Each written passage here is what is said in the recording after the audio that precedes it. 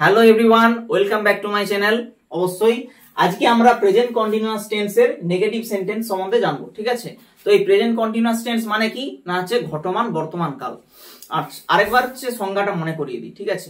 বর্তমান কালে কোনো কিছু কাজ চলছে বা হচ্ছে এরূপ যদি বোঝায় তখন হয়ে যাবে সেটা কি ঘটমান বর্তমান কাল বা প্রেজেন্ট কন্টিনিউয়াস টেন্স। তাহলে আজকের আমাদের আলোচ্য বিষয় কি না হচ্ছে প্রেজেন্ট কন্টিনিউয়াস টেন্সের নেগেটিভ সেন্টেন্স।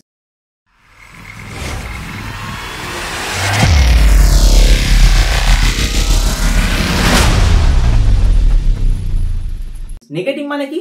নেগেটিভ মানে হচ্ছে না বাচক। নেগেটিভ মানে হচ্ছে না বাচক, ঠিক আছে। নেগেটিভ মানে হচ্ছে না বাচক, অর্থাৎ আমরা যে সেন্টেন্সটা করব সেই সেন্টেন্সটা কি থাকবে? না ভাব থাকবে। এর আগের যে ভিডিও সেটাতে আমরা করেছিলাম কি অ্যাফার্মেটিভ। তাহলে অ্যাফার্মেটিভ মানে কি হ্যাঁ বাচক ছিল, মানে সেন্টেন্সের মধ্যে হ্যাঁ ভাব ছিল।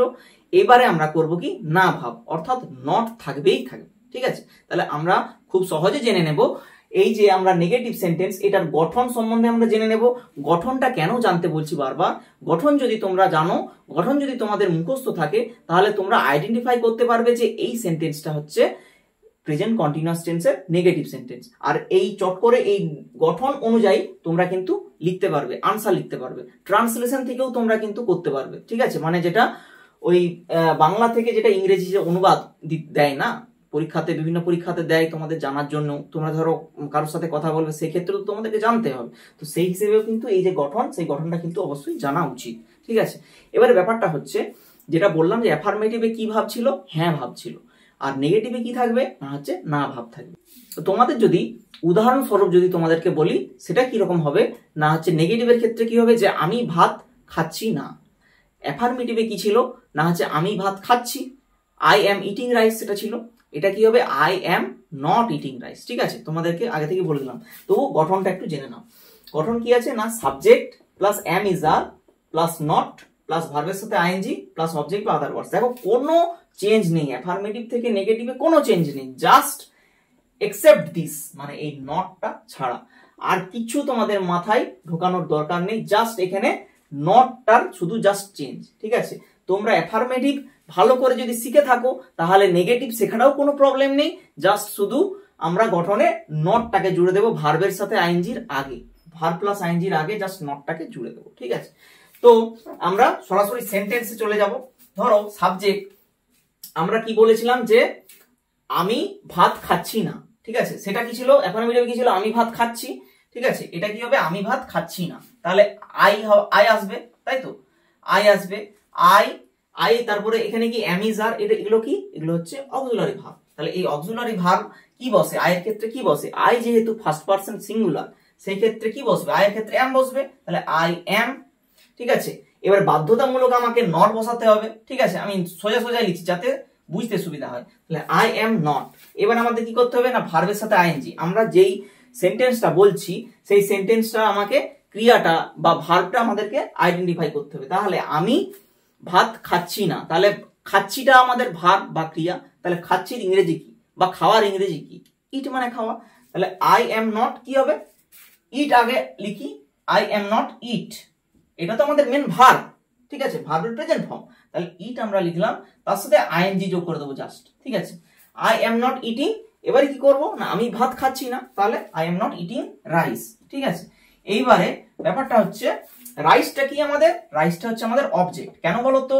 কারণ রাইসটা আমাদের কি বোঝাচ্ছে না আইটাকে যখন প্রশ্ন করা হচ্ছে যে আমি কি খাচ্ছি না, তার উত্তর কি আসছে না রাইস, আমি ভাত খাচ্ছি না। সেই হিসেবে আমাদের রাইস হয়ে যাচ্ছে অবজেক্ট। এখানে কিন্তু অবজেক্টও থাকতে পারে, আদার ওয়ার্ডস থাকতে পারে। ও ফুল স্টপ ডাব্লিউ মানে ও পয়েন্ট ডাব্লিউ, এটা কি আদার ওয়ার্ডস, ঠিক আছে। কমপ্লিমেন্টও থাকতে পারে। তাহলে I am not eating rice. এবারে তোমরা এই রাইসের বদলে বিরিয়ানিও ঢুকাতে পারো, রাইসের বদলে তোমরা রুটি ঢুকাতে পারো, যেটা খুশি ঢুকাও, কোনো প্রবলেম নেই। কিন্তু এই ব্যাপারটা হচ্ছে এরকম, আই এম নট ইটিং এটা থাকবেই থাকবে। এবারে তোমরা তোমাদের মতো করে এটা জুড়ে দাও। এরকমই এখানে যেমন ইটিংটা করা হয়েছে না, ইটিংটা, এই ইটিংটা কি ভার্বের সাথে আইএনজি। তো এরকমই ইটিং এর জায়গায় তুমি ড্রয়িং করতে পারো। তাহলে ড্রয়িং করলে নিশ্চয়ই রাইস আসবে না, তখন কি হবে? I am not drawing a picture, ঠিক আছে। তারপর ধরো আই এম নট সুইমিং, ঠিক আছে। এমনও কিন্তু থাকতে পারে যে এইটা এলোই না, এটা এলোই না, এটা থাকতেই পারে। এমনও হতে পারে যে অবজেক্ট বা আদার ওয়ার্ডস এটা এলোই না। যেমন ধরো যেমন I am not swimming, I am not swimming, এটার অর্থ কি? SWIM হবে, ঠিক আছে। আই এম নট সুইমিং মানে আমি সাঁতার কাটছি না, ঠিক আছে। তাহলে এই ক্ষেত্রে দেখো আমি কোন রকম কিন্তু অবজেক্ট বা আদার ওয়ার্ডস কিন্তু লিখিনি, তাহলে এটা কিন্তু নাও হতে পারে, আবার তুমি এর সাথে জুড়েও দিতে পারো, ঠিক আছে। এটা কিন্তু কোন রকম ভুল নয় যে এটা থাকতেই হবে বাধ্যতামূলক, এটা কিন্তু নয়, কিন্তু এই অবধি বাধ্যতামূলক তোমাকে করতেই হবে, না হলে কিন্তু অবশ্যই এটা প্রেজেন্ট কন্টিনিউয়াস টেন্সের নেগেটিভ সেন্টেন্স কখনোই হবে না। তাহলে আই এম নট সুইমিং, তাহলে শুধু কি আই দিয়েই করব? আর কি কোনো প্রোনাউন নেই আমাদের? আমাদের তো আই আছে, আই আমাদের ফার্স্ট পারসন সিঙ্গুলার, উই আছে, উই হচ্ছে first person plural, second person singular কি না ইউ মানে তুমি, তুমি, আপনি, তুই, যাই বলো। সেকেন্ড পারসন প্লুরাল কি? অবশ্যই তোমরা, আপনারা বা তোরা, ওটাও ইউই হয়, ঠিক আছে। তারপরে ধরো হি, হিটা কি? হি, সি, ইট বা যে কোনো একবচন ব্যক্তি বা বস্তু, ঠিক আছে। তো সেটা আমাদের কি থার্ড পারসন সিঙ্গুলার। আর থার্ড পারসন প্লুরাল কি? থার্ড পারসন প্লুরাল হচ্ছে দে, দে একটা থার্ড পারসন প্লুরাল। আর কি না যে কোনো মানে দুটো ব্যক্তি বা বস্তু, ঠিক আছে। একটা ব্যক্তি বা বস্তু হলে হবে না, দুটো ব্যক্তি বা বস্তু যখনই হয়ে যাবে তখনই হয়ে যাবে থার্ড পারসন প্লুরাল। তাহলে এখানে আমরা আই দিয়ে আর করবো না, এটা মুছে নিই, ঠিক আছে। আমরা এবারে করব কি, আমরা সরাসরি করে দেব থার্ড পারসন সিঙ্গুলারে চলে যাব, ঠিক আছে। আচ্ছা, থার্ড পারসন সিঙ্গুলার প্রত্যেকটা একটা একটা করে দেখানো অবশ্যই উচিত, কারণ আই এর ক্ষেত্রে এম হচ্ছে, ইজ কোন ক্ষেত্রে হয়, আর কোন ক্ষেত্রে হয় সেটা তো তোমাদের জানা উচিত। তবু আমি একটু আগে থেকে বলে দিই যে আই এর ক্ষেত্রে এম হয়, উই এর ক্ষেত্রে আর হয়, ইউ এর ক্ষেত্রেও আর হয়, আবার ইউ সেক্ষেত্রেও আর হয়, হি এর ক্ষেত্রে ইজ হয়, আর দে এর ক্ষেত্রে আর হয়। মানে জাস্ট ফার্স্ট পারসন সিঙ্গুলারে এম বসবে, তারপর থার্ড পারসন সিঙ্গুলারে ইজ বসবে, বাদ বাকি সবেতে কিন্তু আর বসবে, ঠিক আছে। এবারে আমরা কি জানবো? এবারে হি দিয়ে করব, ঠিক আছে, হি দিয়ে করব। হিটা কি আমার থার্ড পারসন সিঙ্গুলার, তাহলে হি আমরা যদি করি যে হি, এখানে আগে অক্সিলারিটা করে নি, এম ইজ আর এর মধ্যে কি হবে না ইজ বসবে, ঠিক আছে। হি ইজ, সে ধরো আমরা করছি যে হচ্ছে ফুটবল খেলছে না, ঠিক আছে। হি ইজ নট বসবে, he is not playing, he is not playing. দেখো একই রকম করার কারণটা কি বলতো? কারণ যাতে তোমরা আইডেন্টিফাই করতে পারো, ঠিক আছে। হি ইজ নট প্লেইং ধরো cricket, he is not playing cricket. যার ফুটবল খেলতে মন যাবে সে ফুটবল লিখবে, যার ক্রিকেট খেলতে মন যাবে সে ক্রিকেট লিখবে। তোমরা তোমাদের মতো করে লেখো, ঠিক আছে। যে কোনো আউটডোর গেমের ক্ষেত্রে তোমরা ইউজ করতেই পারো, ঠিক আছে। He is not playing cricket মানে কি? সে ক্রিকেট খেলছে না। তাহলে হি এর ক্ষেত্রে আমাদের কি হয়? ইজ হয়, ঠিক আছে। এবারে আমরা একটা আর এর এক্সাম্পল করব। আগেই আমরা লিখে নিই আর। তাহলে আমাদের বাধ্যতামূলক আমাদেরকে ইউ করতে হবে, না হলে দে করতে হবে, না হলে যে কোনো দুটো ব্যক্তি বা বস্তু, ঠিক আছে। তাহলে ইউ আর, এটাকে আমরা আবার একই রকমই করব, ইউ আর নট প্লেইং। আচ্ছা, ক্রিকেট আর করবো না, এবারে ফুটবল করবো, কারণ ফুটবল যারা ভালোবাসে তাদের মনটা খারাপ হয়ে যাবে, ঠিক আছে। তাহলে এই হচ্ছে you are not playing football, তুমি ফুটবল খেলছো না, ঠিক আছে। এটা হয়ে গেল।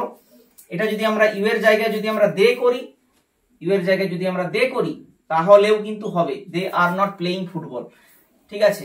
এইখানে দেখো he is not playing cricket, ঠিক আছে। এখানে এটা একটু মুছে নি, ঠিক আছে, তোমাদের যাতে সুবিধা হয়, বুঝতে যাতে সুবিধা হয়, যাতে না গোলমাল হয়। He is not playing cricket. তাহলে এইখানে আমরা যদি করি হি এর জায়গায় আমরা অন্য কি করব? ধরো আমরা নাউন করলাম, নাউন, নাউন, নাউন করতে গেলে আমাদের নাম করতে হবে, ঠিক আছে। একই রকম আর রাম করব না, আমরা মধুকে ঢুকিয়ে দেব, ঠিক আছে। আমরা মধুকে ঢুকিয়ে দেব, মধু, মধু ইজ নট প্লেইং ক্রিকেট, ঠিক আছে। মধু ক্রিকেট খেলছে না। তাহলে মধু কি আমাদের থার্ড পারসন সিঙ্গুলার। এই মধুর জায়গায় আরেকটা জিনিস করা যেতে পারে। মধুর জায়গায় ধরো অন্যরকম যদি করি, যেহেতু নাম হিসেবে করছি, নাউন হিসেবে করছি, তাহলে ধরো আমরা করলাম আবার রাম এন্ড স্যামকে ঢুকিয়ে দিচ্ছি, Ram and Sam, Ram and Sam, Ram and Sam. এইবারে ব্যাপারটা হচ্ছে রাম এন্ড স্যাম মানে দুটো ব্যক্তি হয়ে গেল। তাহলে দুটো ব্যক্তি হয়ে গেলে কি হবে? আমাদের তখন আর থার্ড পারসন সিঙ্গুলার হবে না, তখন কি হবে? Third person plural. Third person প্লুরালের নিয়মটা কি ছিল? না অবশ্যই আর হবে। তাহলে আমাদের কি করতে হবে? এখানে আর লিখতে হবে, ঠিক আছে। এখানে লিখতে হবে আর। তাহলে Ram and Sam are not playing cricket. এইরকম করে বিভিন্ন রকম তোমরা কিন্তু অনেক উদাহরণ আছে, নিজের মতো করে অনেক উদাহরণ তোমরা সাজাবে, সাজিয়ে তোমরা করবে, কোনো সমস্যা নেই। এইভাবে নেগেটিভ সেন্টেন্স কিন্তু করা যায়। অ্যাফার্মেটিভ শিখলেই নেগেটিভ শেখা যাবে, কারণ এখানে জাস্ট যদি কোনো মানে চেঞ্জ থাকে সেই চেঞ্জটা জাস্ট নটের চেঞ্জ, আর কোনো কিছুর কিন্তু চেঞ্জ নেই। তাহলে এইভাবে কিন্তু তোমরা নেগেটিভ সেন্টেন্স কিন্তু করে নিতে পারবে। আরেকবার রিক্যাপ হয়ে যাক, প্রেজেন্ট কন্টিনিউয়াস টেন্স মানে কি, না ঘটমান বর্তমান কাল। তাহলে এর সংজ্ঞা কি, না বর্তমানে কোনো কাজ চলছে এরূপ বোঝালে তাকে বলা হয় প্রেজেন্ট কন্টিনিউয়াস টেন্স, বা তখন হয় প্রেজেন্ট কন্টিনিউয়াস টেন্স। এবার আমরা নেগেটিভ সেন্টেন্স শিখবো। নেগেটিভ সেন্টেন্সটা কি, না নেগেটিভ সেন্টেন্স মানে হচ্ছে নাবাচক। তাহলে ঠিক আছে, মানে সেন্টেন্সে না ভাব থাকবে। দেখো, Ram and Sam are not playing cricket, এটার মানে কি, যে রাম এবং স্যাম ক্রিকেট খেলছে না, ক্রিকেট খেলছে না। ঠিক আছে, দেখো না আছে, তো যখনই না থাকবে বা নট থাকবে আমরা তখনই চোখ বন্ধ করে বুঝে নেব যে সেটা হচ্ছে নেগেটিভের মধ্যে পড়ছে। ঠিক আছে, তাহলে প্রেজেন্ট কন্টিনিউয়াস টেন্সের নেগেটিভ কোনো সমস্যা নেই। এই হচ্ছে গঠন, আর এই হচ্ছে বেশ কিছু উদাহরণ নিজের মতো করে কিন্তু ভিজুয়ালাইজ করবে। অবশ্যই ক্ল্যারিফাই করলাম। তো আমার ভিডিও যদি ভালো লেগে থাকে, এই প্রেজেন্ট কন্টিনিউয়াস টেন্সের নেগেটিভ সেন্টেন্স যদি তোমাদের যদি ভালো লেগে থাকে, তাহলে অবশ্যই লাইক, কমেন্ট, শেয়ার করতে ভুলবে না। আর অবশ্যই আমাদের সাথে এবং পাশে থাকবে। ঠিক আছে।